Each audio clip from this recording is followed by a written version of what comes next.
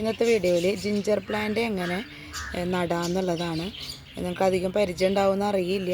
Torch ginger എന്നൊക്കെ പറയും.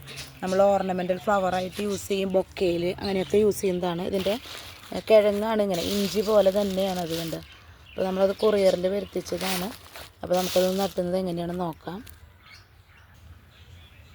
അതിനായിട്ട് നമ്മൾ അത്യാവശ്യം ആഴമുള്ളൊരു കുഴിയാണ് എടുത്തത് കണ്ട്. അത്യാവശ്യം ഒരു കുഴിയുണ്ട്. ഇനി അതിലേക്ക് നമ്മൾ എന്ത് ചെയ്യണു, ചാണകപ്പൊടി, കുറച്ച് ചാണകപ്പൊടി ഇടണു. പിന്നെ വേപ്പിൻ പിണ്ണാക്ക് കുറച്ചിട്ടാൽ മതി. വേപ്പിൻ പിണ്ണാക്ക്, പിന്നെ ഇത് എല്ലുപൊടി.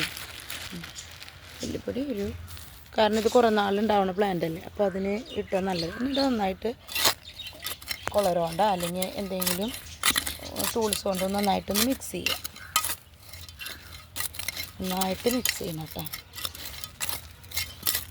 കുറച്ച് മരത്തിൻ്റെ വേരൊക്കെ ഉണ്ട്, അപ്പോൾ കുഴപ്പമില്ല. ഇങ്ങനത്തെ ചെടിക്ക് അപ്പോൾ അത് കുഴപ്പമുള്ള കാര്യമില്ല. എന്നിട്ട് അതിൻ്റെ മുകളിലേക്ക് നമ്മൾ കരിയിലയുടെ ആവശ്യമുണ്ട്. ഇപ്പോൾ ഇവിടെ വേണ്ട തരത്തിൽ കരിയിലയുണ്ട്. വെച്ചാൽ മാവ് അടിച്ചിട്ടുള്ള കരിയിലയാണ്. അപ്പോൾ ഇതിന് കുറച്ച് കരിയില കൊണ്ടുപോയിട്ട് നമുക്ക് അതിലിടാം. അപ്പോൾ നമ്മളിത് ആ കുഴിയിൽ കരിയിലിട്ട് നേരിട്ട് വെക്കേണ്ട, കാരണം ഇതിന് ഇലയിൽ പെട്ടെന്ന് വേര് വരും ചെയ്യും. ആ വേര് പിന്നെ ഇതിൻ്റെ അടിയിൽ പോയിട്ട് ആവും ചെയ്യും. നമുക്ക് കുറച്ച് മണ്ണ്, നല്ല മണ്ണ് ഈ സൈഡിലുണ്ട്, അത് കുറച്ചിട്ടിട്ട് അതിൻ്റെ മുകളിലേക്ക് നമുക്ക് ഈ ചെടി അങ്ങനെ വെച്ച് കൊടുക്കാം. അപ്പോൾ ഞാനിതിൽ നല്ല ശക്തിയുള്ള പോലത്തെ ചെടി ഇപ്പോൾ കുഴിച്ചിടണേ. ഇതിങ്ങനെ വെക്കണു. അങ്ങനെ വെച്ചിട്ട് നമുക്ക് നല്ല മണ്ണ് അങ്ങനെ ആക്കി കൊടുക്കാം.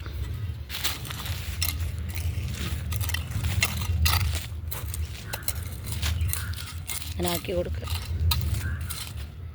ഇത് ഒരു 5 അടി 6 അടിയൊക്കെ ഇതിൻ്റെ ലീഫ് വരിക. ഏലത്തിൻ്റെ ചെടിയിൽ അതുപോലെയാണ് ഇതിൻ്റെ ലീഫ് വരിക.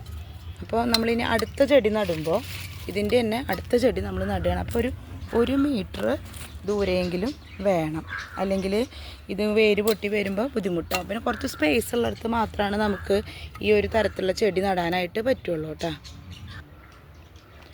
ഇത് അത്ര അധികം പ്രചാരത്തിലില്ലാത്തൊരു ചെടിയാണ്. ഇതിൻ്റെ മുകളിൽ സാഫ്, ഫംഗൽ ഇൻഫെക്ഷൻ ഇല്ലാതിരിക്കാൻ വേണ്ടിയിട്ട് തേച്ചിട്ടുള്ളതാണ്. ഇപ്പോൾ നമ്മൾ കിഴങ്ങിന് ഇൻഫെക്ഷൻ ഇല്ലാതിരിക്കാനാണ് നമ്മൾ വേപ്പിൻ പിണ്ണാക്ക് ഇട്ടിട്ടുള്ളത്. ഇതധികം പരിചിതമല്ലാത്തൊരു ചെടിയാണ്. നമ്മൾ യൂട്യൂബിലൊക്കെ അടിച്ചു നോക്കിയാൽ കാണാൻ പറ്റും.